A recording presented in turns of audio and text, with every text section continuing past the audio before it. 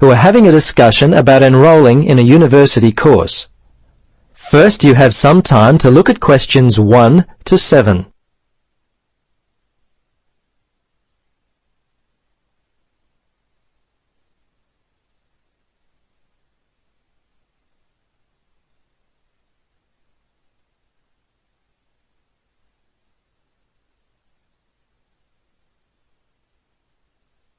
Now, listen carefully and answer questions 1 to 7. Registrar's office, this is Pam. Yes, hello. I'm calling about enrolling to study at the university. This is the right number? Yes, this is Mitchford University admissions. What would you like to know? Well, basically I need to know what I have to do to be enrolled as a student. You see, I'm currently studying education at another school. I've just finished my first year, but I'm not really enjoying it. I think I'm more interested in accounting.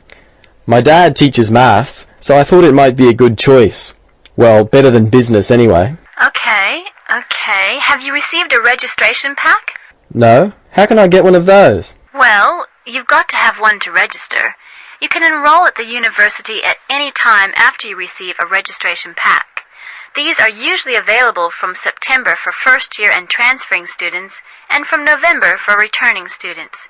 On the basis of the information contained in the registration pack, you should attempt to make a firm choice about which courses to study before completing your form. I see. So I've only got a month to get my registration pack in. Can you send me one? Sure. If you are close to a high school, the registration pack and university prospectus are available from the Careers Advisor. Would that be helpful? Well, the closest school's too far away and I haven't got a car. Are there any other ways you can send it to me? Well, for prospective students who have already left school, the registration pack and prospectus are available from the university information line. But that might not be of help for you? No, not really. I'll tell you what, why don't you give me your contact details and I'll send a pack out to you. At least that would be a start. Okay, sounds good. Right. Firstly, what's your name? Richard Dreyfus. That's D-R-E-Y-F-U-S. Your address there, Richard? Unit 12, 15 Sportsman Avenue. That's S-P-O-R-T-S-M-A-N, Mermaid Beach. 4554. And your telephone? Yes, I won't give you my home. Mobile's best. 0414. Hang on a minute, I don't call myself usually. I think it's 0414 658 339. Yes, that's it. Okay, now, do you have email? Yes, I do. It's Dreyfus, my last name, at igo. That's IGO.com. All lowercase letters, of course. Before you listen to the rest of the conversation, you have some time to look at questions 8 to 10.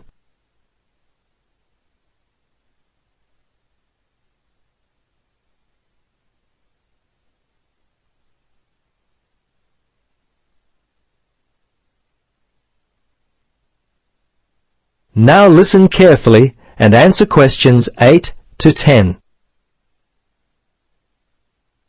Okay, that looks fine. Now, do you have any questions for me? Yes, I've got a friend who is interested in studying at the university. I'm not sure what would be the best way for him to register. Can you give me some suggestions? Sure, there are 3 ways to register. Option 1 is telephone registration. Before you telephone, fill out the registration form included in your pack. This will ensure you have all the information that you require. The number is in your registration packet. Don't forget to hold on to a copy of your registration form for future reference. Yep, okay. Option 2 is registration by post. All you have to do there is complete the relevant sections of the registration form and post the completed form together with all documentation required in the envelope provided. All right. The third way is to simply come in. Visit the Student Information Center in the Information Services building, and your friend will receive personal assistance on how to complete his forms. Thanks very much. You've been most helpful. You're welcome. Good luck with your future studies. That is the end of part 1. You now have half a minute to check your answers.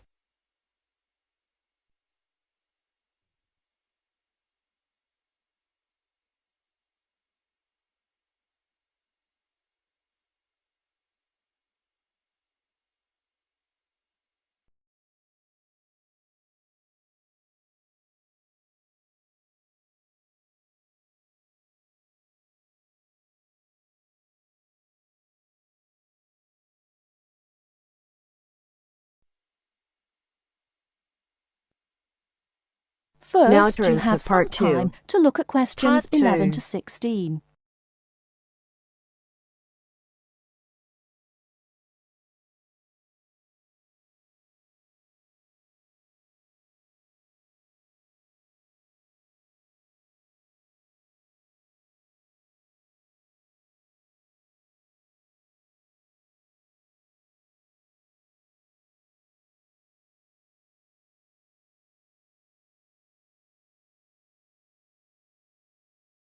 Now, listen carefully and answer questions 11 to 16.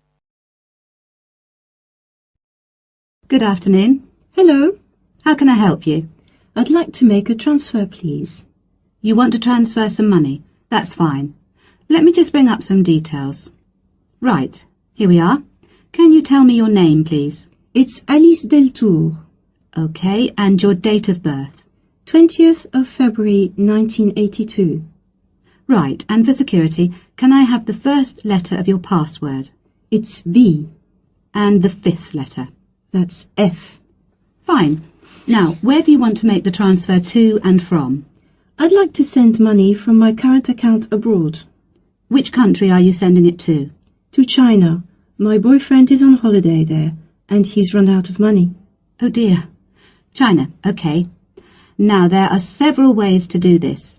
We can do it by credit card, by electronic transfer, by cheque or by banker's draft. I'm not sure. What's the best way? Well, that all depends. The simplest way is by cheque, really. I just write the cheque and send it. Yes, but it can be very slow and take a long time for the money to clear, between 3 to 4 weeks. How soon do you need the money to get there? I'd like it to get there in the next couple of weeks. So really, sending a cheque is going to be too slow. Yes, I think so. Let's look at electronic transfer then. This usually takes between 2 and 5 working days. That's 2 to 5 days. Working or business days. If you send it on Friday, it will get there the following Friday at the latest. I see. That's much better. Yes, but we do charge a fee for this. We charge a flat fee of £21, and on top of that, the receiving bank may charge a fee, and an agent may also charge you for transferring the money between banks. So, how much is it altogether? We can't give you an exact amount. You need to check it with the receiving bank and any agents that they use. I see. Also, you can send it in sterling or dollars from here, but there will be an additional fee depending on the exchange rate when you convert it into renminbi. So there will be another charge too? I'm afraid so. Does it make any difference if I send it in dollars or sterling? It could make a difference according to which currency has the best exchange rate. The other difference is this. If you send dollars, the amount goes through the US clearing system. We send the money to our branch in London. They then send it to our branch in New York, and the New York branch sends it to the bank in China. It goes all around the world then.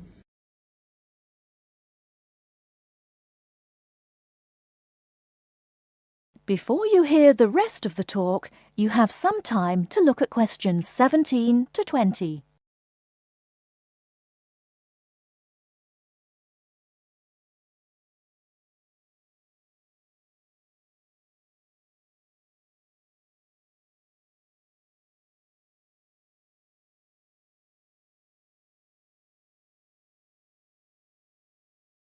Now listen and answer questions 17 to 20.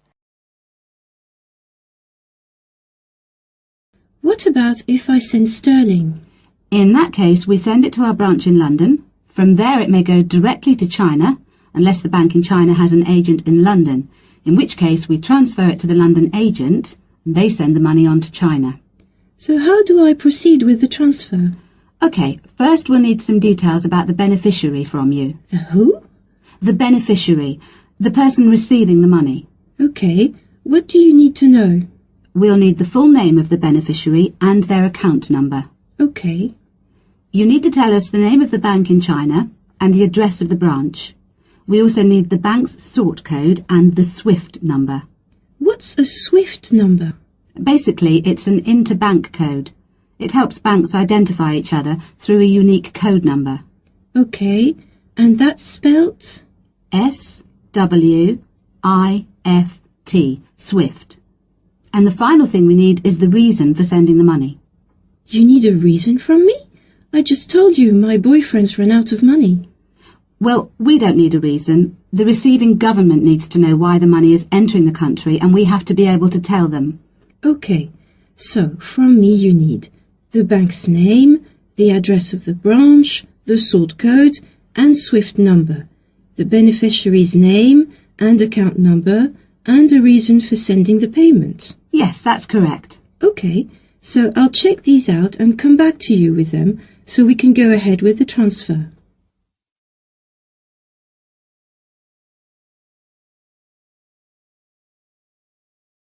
That is the end of part 2. You now have half a minute to check your answers.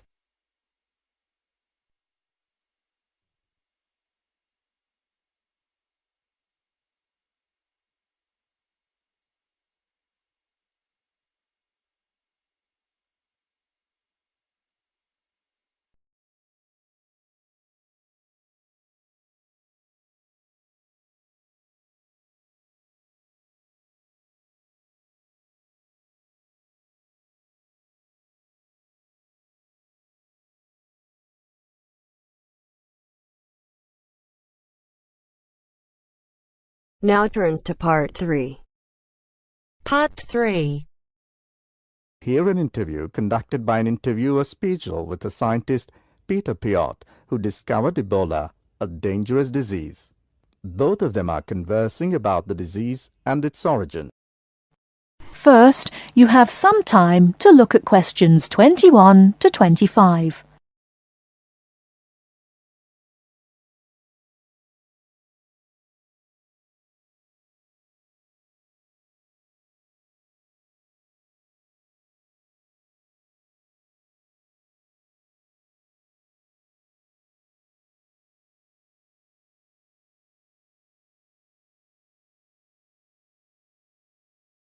Now listen carefully and answer questions 21 to 25.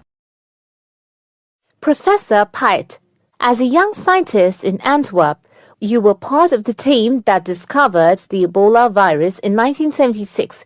Can you tell how did it happen? I still remember. Some day in September, a pilot from Sabina Airlines brought us a shiny blue thermos and a letter from a doctor in Kinshasa, in what was then Zara in the thermos. He wrote there was a blood sample from a Belgian nun who had recently fallen ill from a mysterious sickness in Yambuku, a remote village in the northern part of the country. He asked us to test the sample for yellow fever. These days, Ebola may only be researched in high-security laboratories. How did you protect yourself back then? We had no idea how dangerous the virus that we were dealing with was. And there were no high-security labs in Belgium back then. We just wore our white lab coats and protective gloves. When we opened the thermos, the ice inside had largely melted and one of the valves had broken. Blood and glass shards were floating in ice water. We fished the other, intact test tube out of the slop and began examining the blood for pathogens using the methods that were standard at the time. But the yellow fever virus apparently had nothing to do with the nun's illness. No, and the test for Lassa fever and typhoid fever were also negative. What then could be? Our hopes were dependent on being able to isolate the virus from the sample. To do so, we injected it into mice and other lab animals. At first, nothing happened for several days. We thought that perhaps the pathogen had been damaged from insufficient refrigeration in the thermos. But then, one animal after the next began to die. we began to realize that the sample contained something quite deadly. But you continued. Other samples from the nun who had just died arrived from Kinshasa when we were just about able to begin examining the virus under the electron microscope. The World Health Organization entrusted us to send all of our samples to a high-security lab in England. But my boss at the time wanted to bring our work to a conclusion no matter what. He grabbed a vial containing virus material to examine it, but his hand was shaking and he dropped it on a colleague's foot. The vial shattered. My only thought was, oh shit! We immediately disinfected everything, and luckily our colleague was wearing thick leather shoes. Nothing happened to any of us. Before you hear the rest of the talk, you have some time to look at questions 26 to 30.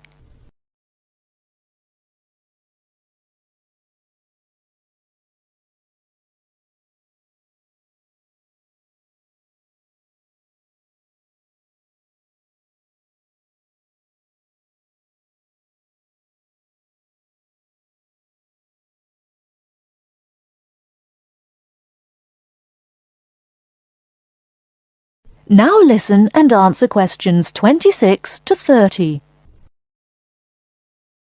You were finally able to create an image of the virus using the electron microscope. Yes, and our first thought was, what the hell is that? The virus that we'd spent so much time searching for was a very big, long, and worm-like. It had no similarities with yellow fever. Rather, it looked like the extremely dangerous Marburg virus, which, like Ebola, causes a hemorrhagic fever. In the 1960s, the virus killed several laboratory workers in Marburg, Germany. Were you afraid at that point? I knew almost nothing about the Marburg virus at the time. When I tell my students about it today, they think I must be from the Stone Age. But I actually had to go to the library and look it up in the Atlas of Virology. It was the American Center for Disease Control which determined a short time later that it wasn't the Marburg virus, but a related unknown virus. Hundreds of people had already succumbed to the virus in Yambuku and the area around it. You were also the one who gave the virus its name. Why Ebola? On that day, our team sat together till late into the night. We had a couple of drinks discussing the question.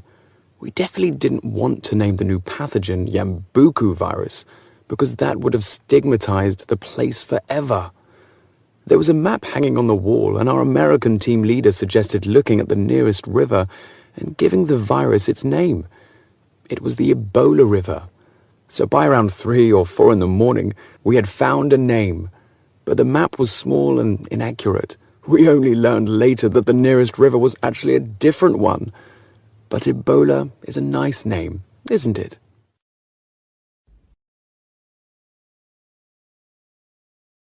That is the end of part 3. You now have half a minute to check your answers.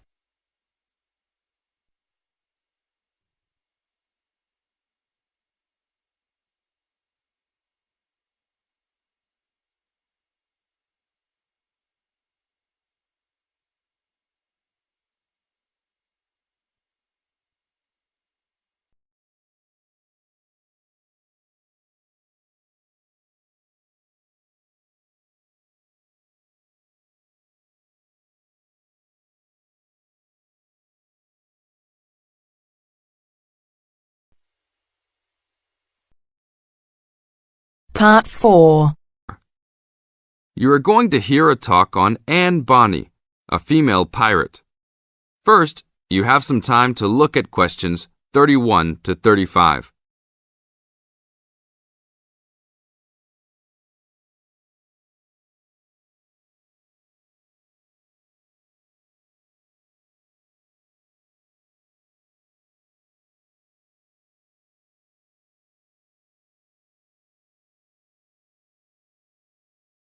Now listen to the tape and answer the questions. Anne Bonny was one of the 2 most famous female pirates. She sailed on the crew of Calico Jack Rackham. Anne was romantically involved with Calico Jack, but she could be counted as nonetheless as fearless as any other pirate.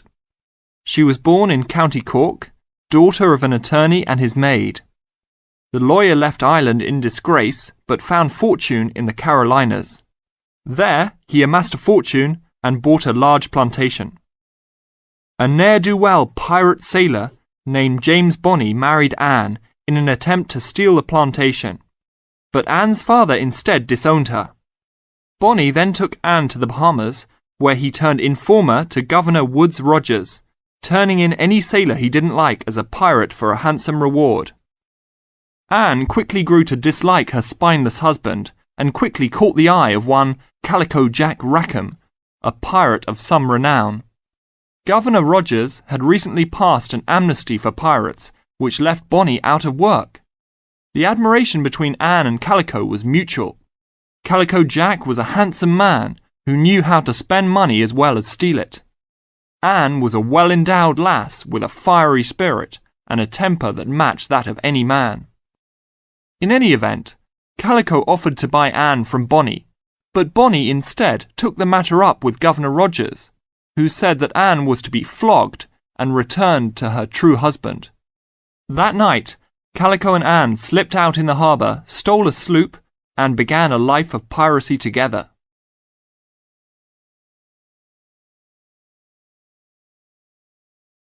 Now look at questions 36 to 40.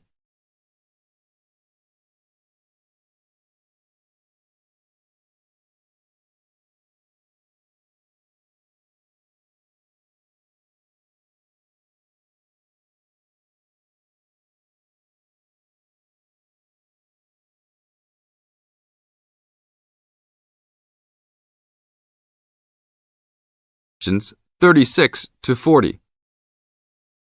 Anne fought in men's clothing, was an expert with pistol and cutlass, and considered as dangerous as any male pirate. She was fearless in battle, and often was a member of any boarding party. In October of 1720, retribution was close at hand.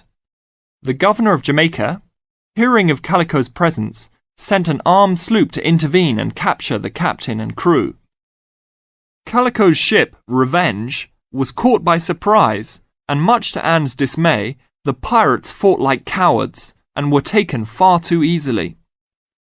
Anne and Mary Read were also captured, but, upon capture, confessed their sex and pleaded to be tried separately after they gave birth. Both women were pregnant at the time.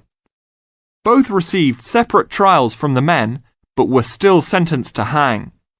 Mary Read escaped the hangman by dying from fever while in jail. Anne, however, received several stays of execution before mysteriously vanishing from official records. It is believed that her father, who had contacts in the island, forgave his daughter for her acts and ransomed her back to the Carolinas, where she assumed a new name and a new life. That is the end of part 4. You now have half a minute to check your answers.